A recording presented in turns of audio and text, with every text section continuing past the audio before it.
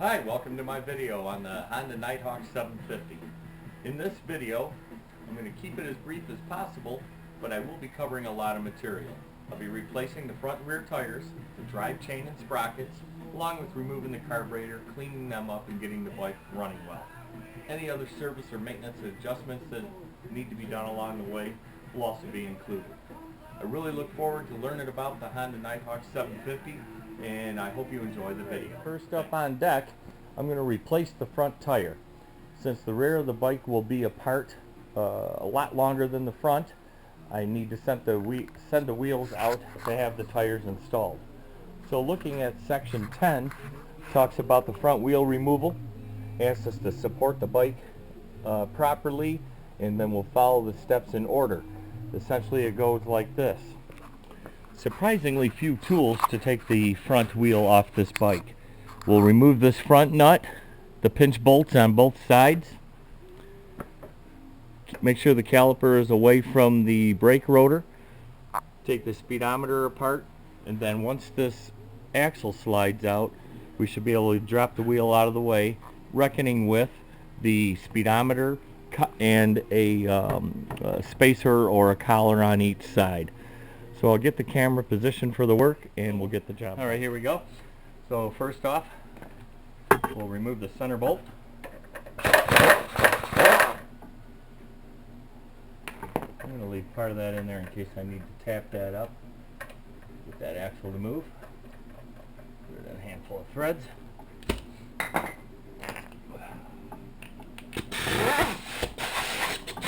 You may have noticed a costume change. I didn't want to get dirty clothes.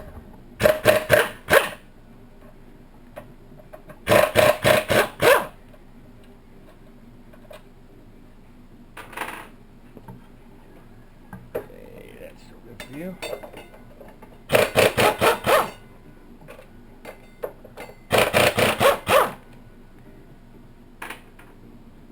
Alright, and we'll speedo out of the way.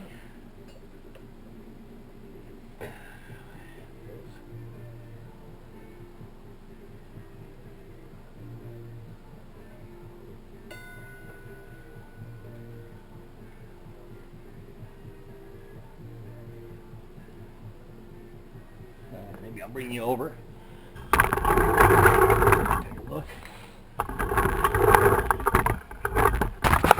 what I've done, this Phillips screw came out of this socket here, and this looks like it should just pull right out. There we go. So that's the speedo drive cable, and this all looks like it's going to stay. Get that off of there. Now I have this piece of wood to perhaps put up in the caliper, so in case the brake pedal gets pushed, I don't push my pistons out of there. It's a little thicker than the rotor, about the same thickness as the rotor itself.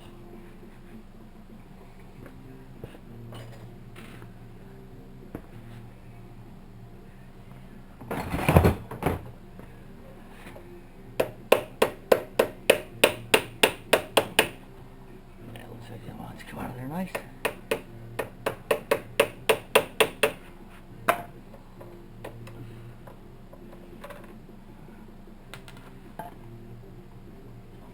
so then what? Should have had like a wooden dowel about that size.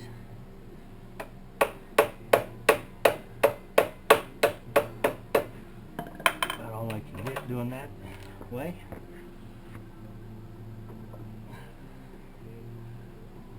Okay. Let me get a tool. Right or wrong, this seems to be working. I'd like to be able to support it. I'm going to try and do it all at once. Let it come loose. That's just a 1/2 inch extension. Now right now I'm supporting that axle. It should slide right out of there. And then here is the speedometer collar. Make sure to catch that. And this small spacer here, that's for the bearing on this side. Just pulling the wheel free. There you have it, folks. I think some cleanup and some additional prep before I send it away to get the tire installed. We'll clean up the front of the bike and get it ready for reassembly. The reason for the wood is we can see that the brake pads, they got about, I'm going to call it a little more than half of their life left. I'm going to slide this piece of wood in there. Then that way, if the kids or something happens where that brake lever gets pushed, it will not push it out too far for me to push it back in and get the tire back on. You can see that we'll be doing some cleanup here. I've taken a little time to do that to the wheel in the sink down here in the basement and at least get off the first layer of grime. Also being careful not to set the brake rotor surface on cement or anything of that nature, as it might scratch it or cause damage. To get to the motorcycle shop and able to wait while they installed the new front tire. Now I will be completely cleaning the rim, but I would like to illustrate. You can see that rust on the back side of the rotor. I checked the bearings and they are good, as well as the axle seals. If I did need to replace those, I found out that they're under 30 bucks for the set. But taking a little bit of 00 steel wool, I was able to clear all of that surface rust off the rotor, and I'm going to take some time with aluminum cleaner on the rim.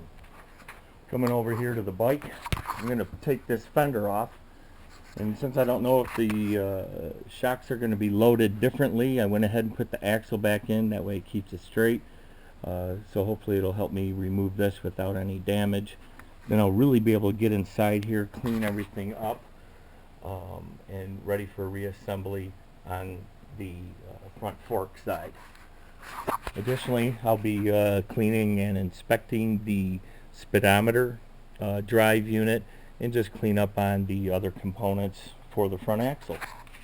Everything I said about the axle fork tubes being at different lengths, blah blah blah, had to take them out just to get the fender down and out, along with pulling the caliper aside. So now I got a ton of room for cleaning. Ha! I'm going to put these fasteners in my vibratory tumbler, and I will show you how they come out after a couple hour run time. So, nobody has any misconceptions. Things that need to be cleaned need to be cleaned. That caliper was completely gunked over. How clean these forks have come so far. As promised, I wanted to show you the bolts as they came out. If you remember, they went in looking like that, and they come out looking like that. I spent the time cleaning up the speedometer drive, the spacer collar for the wheel, and the axle shaft. As soon as I can get the aluminum on the rim to shine as I would like, we will get back to reassembly. In order to get rid of the oxidation that you may see on the rim, I went ahead to Harbor Freight and got the 14-piece aluminum polishing kit that comes with 3 different size kind of wheels, and then other assorted bonnets, and then the 3 stage or step for aluminum polish. I will show you the results after I get going. Good. After about a half hour, admittedly, I started off with 320 to get the heaviest corrosion down, went to 600, and then finished up at 1,000 before I hit the polish. There's how it looked in the beginning and how it's looking now. I would say better. Better illustrate, I have taken 320 grit sandpaper and sanded the rim till smooth. My next step is going to take 600 to get rid of the sanding scratches. Took a sheet of 600 and further smoothed out the sanding scratches. Next on deck, I'll be going after it at 1000 grit to smooth it out further, and then after the polishing wheels. With 1000, you can see it almost gives it, or hopefully you can see by the video, kind of a brushed look. Now I'll be able to get after it with the polishing equipment and bring it to a shine.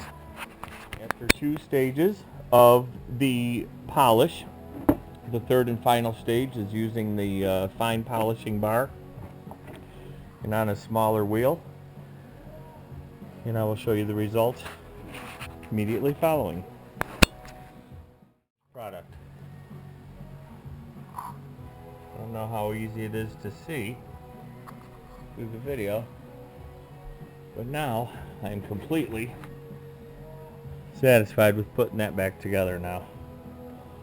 In contrast,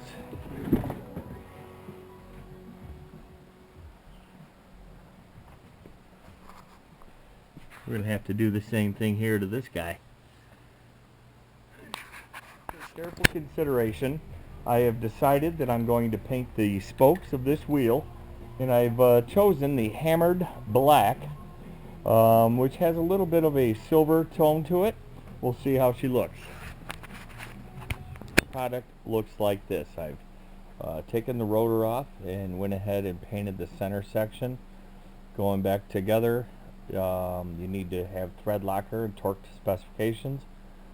I also went ahead and surfaced the rear sprocket to give the front and rear the same look. But the black, or what's called hammered black, which is a little bit gray, is a very nice contrast on the wheel now. Okay, we're going back together with the front end. I went ahead and I greased the inner part of the seal with wheel bearing grease on both sides as directed in the shop manual. Also cleaning and taking care of greasing up the spacer, axle, and speedometer housing. Also, another thing you can do with the speedometer is take the cable out of the inner shaft. I lubricated that after cleaning it with white grease, and then just put it right back up inside the casing, and then just be prepared to line that up with the corresponding groove or keyway on the speedo housing itself. So first up, I'm going to go ahead and lift the tire up into approximate position. Get my speedometer housing, making sure to line up the spacer with the tabs on the inside, and the spacer that goes on the other side of the wheel hub, sticking that inside up against the bearing. I'm imagining this could be a sit-down affair, so I can drive with my feet a little bit.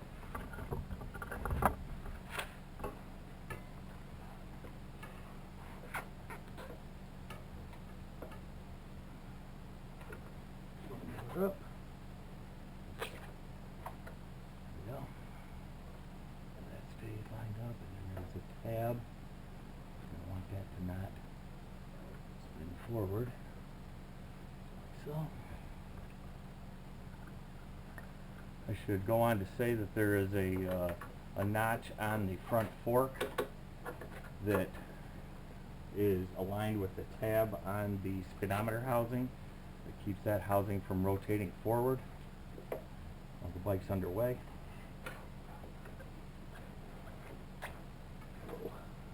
Easy.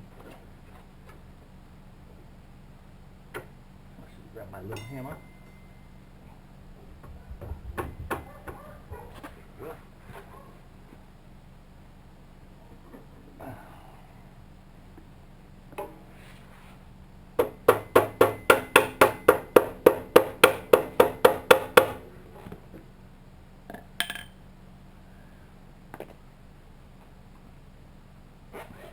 Lined right up.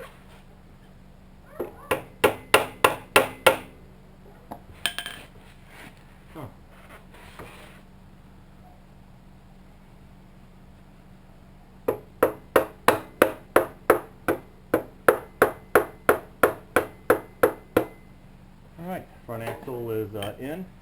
The next step, and I'll shut the video off in the meantime, would be to get the pinch bolts in and torqued to specifications.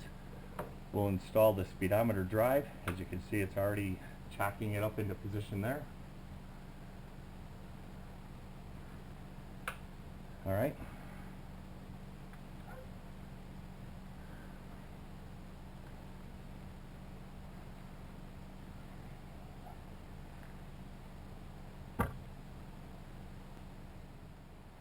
Next, we're going to go ahead and install the speedometer drive.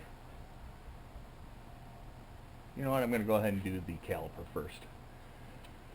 As you may remember, I put a shim inside of there. I'm just going to go ahead and make sure them pedals or pads are back all the way. And it should just go right into position here.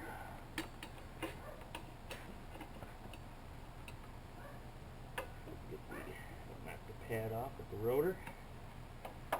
Great.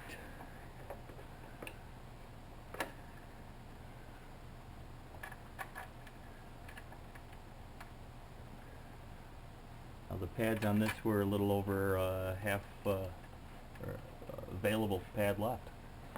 And we'll torque these to exacting specifications. Great. Now the speedometer drive. Threads up and over that. And then again, you'll line up the flat. There was a little grease that I put on the seal.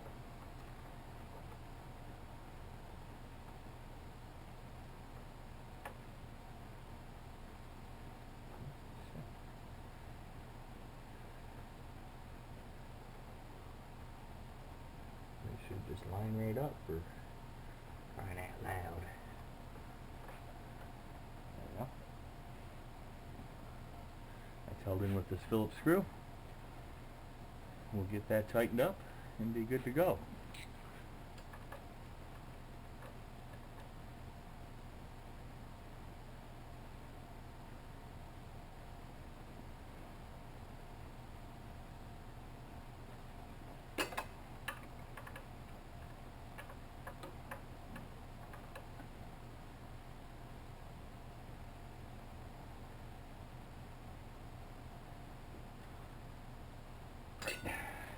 Spin up the wheel, verify speedo operation, which it seems to be operating as designed. Check my brakes. Good. Success. Front wheel is reassembled. You can see that I've polished the rim, painted the spokes, and renewed the caliper, basically cleaning it up and bracket, and we should be good to go.